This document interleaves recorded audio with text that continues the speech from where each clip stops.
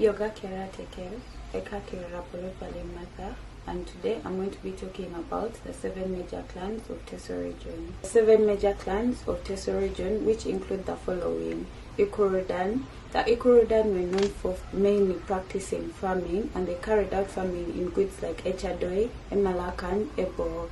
The next clan I'm going to talk about is Irarak. Irarak people were known for fruit gathering, and they were also skilled hunters, and their women were good at fishing. The next clan is Igoria. The Igoria people were known for building very good houses. They were the only people you could trust with their houses in Teso region.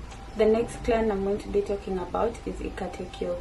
The Ikatekok people were known for meditating and Aticoking conflict. The Iteso people understand Aticoking.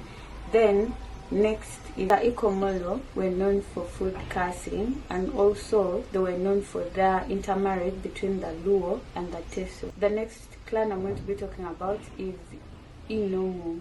The Inomu people were strong traditional medicine healers, especially when it comes to dealing with the bones and muscles. And lastly, we have Ikaruwok. They were known for making sounds after victory, and they were strong battle warriors, and they were also brilliant and brave. Thank you so much for watching.